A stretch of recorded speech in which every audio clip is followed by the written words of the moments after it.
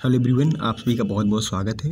यदि आप यूपीपीसीएस 25 तैयारी कर रहे हो या फिर आरओ एआरओ 2023 एग्जाम की तैयारी कर रहे हो तो यह वीडियो जो है आपके लिए बहुत ही ज़्यादा इंपॉर्टेंट है। ठीक है, अभी तक आपने अगर इस चैनल को सब्सक्राइब नहीं किया है तो प्लीज़ कर लीजिए, क्योंकि यह क्लास जो है बहुत ही ज़्यादा इंपॉर्टेंट होने वाली है।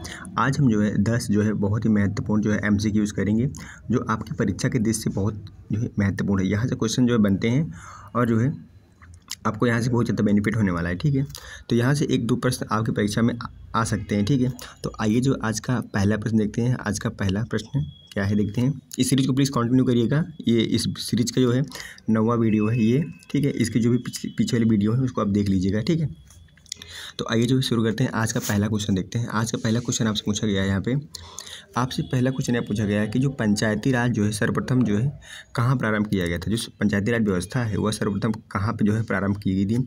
आंध्र प्रदेश में प्रारंभ की गई थी, राजस्थान में प्रारंभ की गई थी, या फिर गुजरात में, या फिर आपका हैदराबाद में प्रारंभ की गई। तो आपको बताना है कि जो पंचायती राज व्यवस्था है सर्वप्रथम जो है कहाँ पर प्रारंभ की गई थी। तो यह सर्वप्रथम कहाँ प्रारंभ की गई थी, तो सर्वप्रथम राजस्थान में प्रारंभ की गई थी। कहाँ पे, राजस्थान के नागौर जिले से इसकी जो है शुरुआत हो जाती है। ठीक है, अगला प्रश्न देखते हैं। अगला प्रश्न क्या है। अगला प्रश्न आपसे यहाँ पूछा गया है जो है कि जो है ICAR क्या ICAR जो है खरपतवार अनुसंधान निदेशालय कहाँ पर स्थित है। तो ICAR जो है खरपतवार जो है अनुसंधान निदेशालय जो है कहाँ स्थित है। जबलपुर में स्थित है, ठीक है, इंदौर में स्थित है, भोपाल में स्थित है, या फिर जो है सोलन में स्थित है। आपको बताना है जो है इसका राइट आंसर क्या है। तो इसका राइट आंसर क्या है, इसका राइट आंसर है जबलपुर। कहाँ है, जबलपुर। जबलपुर कहाँ है, यह मध्य प्रदेश में, मध्य प्रदेश का एक जिला है जबलपुर। ठीक है, अगला प्रश्न देखते हैं क्या है। अगला प्रश्न यहाँ पे पूछा गया है कि आपसे पूछा गया है कि जो कावेरी नदी है, कावेरी नदी जल विवाद जो है किन राज्यों के बीच है। जो कावेरी नदी है वह जो है सबसे पहले आपको पता होगा जो कावेरी नदी कहाँ से निकलती है। ठीक है, तो ब्रह्मगिरी पर्वत से निकलती है। ठीक है, उसके बाद ये कहाँ बहती है, यह जो है आप देखेंगे केरल में।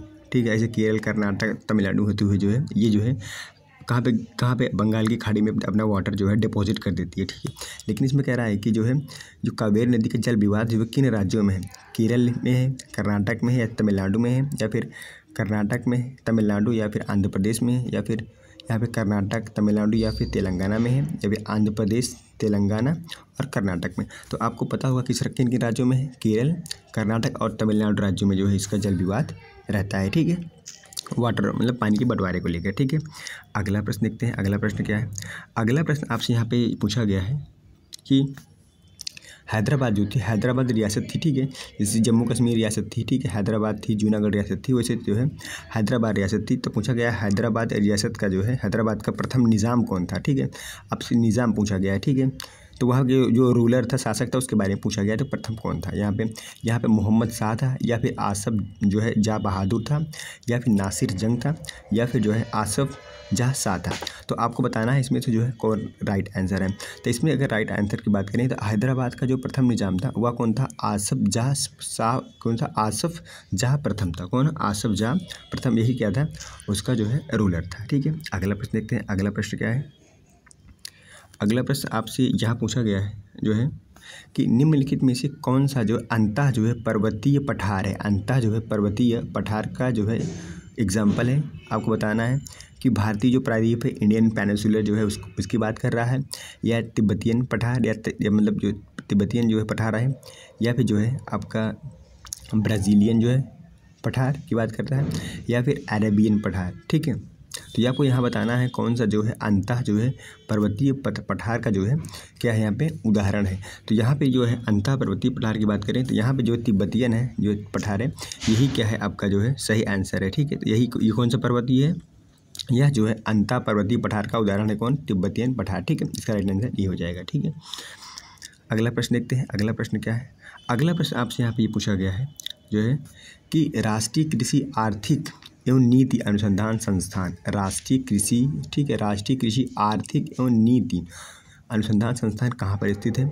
उत्तर प्रदेश के लखनऊ है, या फिर यहाँ पे तेलंगाना के हैदराबाद में है। ठीक है, हैदराबाद, या फिर आपको बताना है कि नई दिल्ली में स्थित है, या फिर भोपाल में स्थित है। ये बताना है आपको जो है ये जो है कहाँ पर स्थित है, राष्ट्रीय जो है कृषि आर्थिक अनुसंधान संस्थान। ठीक है, तो आपको पता होगा ये कहाँ स्थित है, यह जो है नई दिल्ली में स्थित है। कहाँ पे, नई दिल्ली में जो है यह स्थित है। ठीक है, अगला प्रश्न देखते हैं। अगला प्रश्न क्या है। अगला प्रश्न यहाँ पे आपसे पूछा गया है जो है कि यहाँ पे बताना है आपको क्षेत्रफल की दृष्टि से जो क्षेत्रफल की दृष्टि से जो है कौन सी नदी का जो है नदी बेसिन जो है क्या है सबसे बड़ा है। ठीक है, नदी बेसिन का मतलब होता है कि जहाँ से वाटर पानी वो नदी निकल रही है उसमें बहुत सारी देखो रिवर आके मिलती हैं, तो इसको जब मिला के क्या बन जाता है, इसको नदी बेसिन मिल जाता है। और इस नदी का पानी जहाँ तक पहुँचता है उस एरिया तक को क्या बोलते हैं हम, कैचमेंट एरिया बोलते हैं। आपने सुना होगा कि कैचमेंट एरिया, इस नदी का कैचमेंट एरिया ज़्यादा है। तो कैचमेंट एरिया का मतलब वही होता है कि नदी जहाँ से निकलती है, ठीक है, और उसका पानी जहाँ तक जाता है, ठीक है, तो जहाँ तक पानी जाता है उस पूरे एरिया को जो है किस नाम से जानता है, कैचमेंट एरिया के नाम से जाना जाता है। ठीक है, अगर बेसिन की बात करें तो जैसे यहाँ पे देखो बहुत सारे रिवर इसमें फ्लो कर रही हैं, ठीक है, तो यह क्या है, नदी इसका क्या कहा जाएगा, इसको नदी बेसिन कहा जाएगा। ठीक है, तो क्या है, नदी बेसिन है। इसमें पूछा गया है यहाँ पे आपसे ये पूछा गया है कि क्षेत्रफल की दृष्टि से जो है कौन सी नदी का जो है नदी बेसिन जो है सबसे बड़ा है। यहाँ पे बताना है आपको नर्मदा नदी से नदी का, या फिर ताप्ती नदी का, महानदी का, या फिर कावेरी नदी का। आपको बताना है ये जो है, जैसे कि ये नर्मदा नदी है, ये किस साइड बहती है, तो देखेंगे इसे ये आपका भारत है। आप देखेंगे यहाँ पे ये जो आपका इंडिया है, तो यहाँ पे देखेंगे ये दो नदियाँ ऐसी हैं, नर्मदा और तापी, जो भ्रंश घाटी में बहती हैं, मतलब ये पर्वतों के पीछे बहती हैं। ठीक है, और ये जो महानदी है, महानदी यहाँ पे आपको देखने को मिल जाती है, और कावेरी आपको यहाँ देखने को मिल जाती है। ठीक है, तो अब बात करते हैं कौन सी नदी बेसिन सबसे सर्वाधिक है, तो महानदी जो है, महानदी का बेसिन सर्वाधिक सबसे अधिक है। ठीक है, अगला प्रश्न देखते हैं। अगला प्रश्न पूछा गया आपसे यहाँ पे, ये उत्तर प्रदेश स्पेशल से क्वेश्चन पूछा गया है। यहाँ पे पूछा गया निम्नलिखित युग्मों में से एक जिला एक उत्पाद, जिले में जो है कौन सा युग्म सुमेलित नहीं है। अब ये बात को नोट करिएगा, नहीं पूछा गया। तो अमरूद जो है किसके लिए प्रसिद्ध है, प्रयागराज के प्रसिद्ध है, दुनिया को पता है। पुदीना संभल के लिए प्रसिद्ध है, बात सही है। यहाँ पे कह रहा है कि टमाटर ललितपुर के लिए, ठीक है, देख लेते हैं।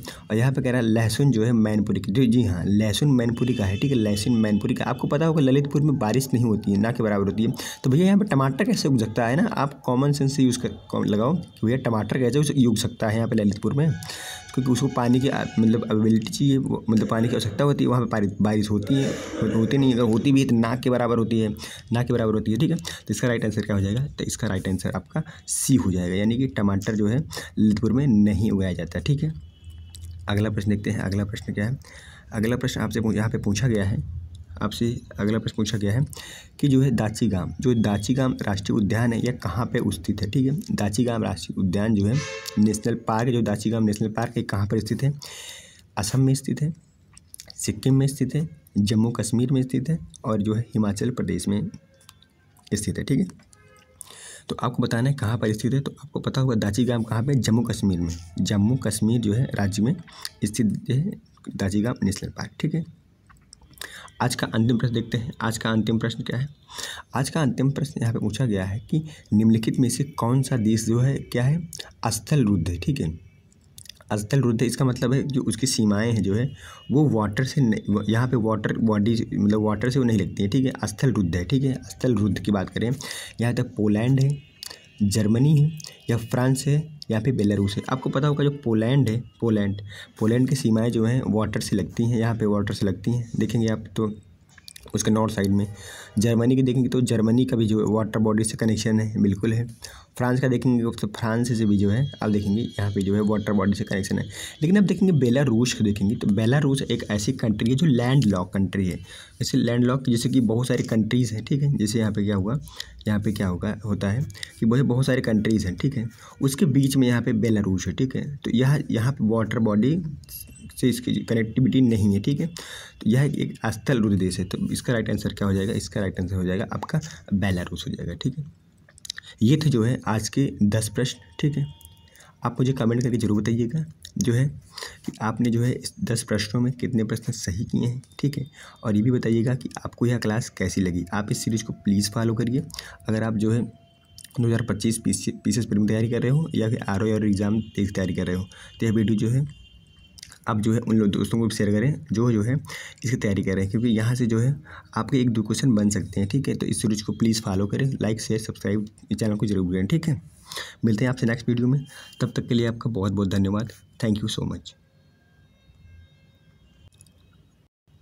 और हाँ, एक बात आपको और बतानी थी कि जो है आज से जो है हम लोग जो है यूपीपीसीएस का जो प्रीलिम्स होने वाला है जो है 2025 के लिए हम लोग क्या करेंगे, डेली बेसिस पे जो है स्टडी करेंगे। ठीक है, तो आज हम जो है ज्योग्राफी का एक टारगेट देंगे आपको। ठीक है, आपको उसको फॉलो करना है। ठीक है, उसमें आपको बताया जाएगा कि आपको चीज़ें कहाँ से जो है पढ़नी है। ठीक है, और क्या पढ़ना है। ठीक है, तो अभी हमारे पास लगभग अगर देखा जाए तो यूपीपीसीएस में लगभग 238 दिन हमारे पास शेष हैं। ठीक है, अगर इन 238 दिनों को सही से यूटिलाइज़ किया जाए तो प्रीलिम्स को आसानी से निकाला जा सकता है। ठीक है, रणनीति बना के। ठीक है, तो आज जो है, आज से हम जो टारगेट बेस्ड स्टडी जो है शुरू करेंगे। तो आज पहला, क्योंकि ज्योग्राफी इसलिए शुरू कर रहे हैं क्योंकि ज्योग्राफी से नंबर आप क्वेश्चन देखेंगे आप ज़्यादा पूछे जाते हैं। ठीक है, तो हम उन मतलब सब्जेक्ट ज़्यादा फोकस करेंगे जहाँ पे जो है क्वेश्चन, जहाँ से क्वेश्चन ज़्यादा पूछे जाते हैं। ठीक है, तो आज ज्योग्राफी का टारगेट शुरू होगा, प्लीज़ आप उसको फॉलो करिएगा। ठीक है, वीडियो देखने के लिए आपका बहुत बहुत धन्यवाद।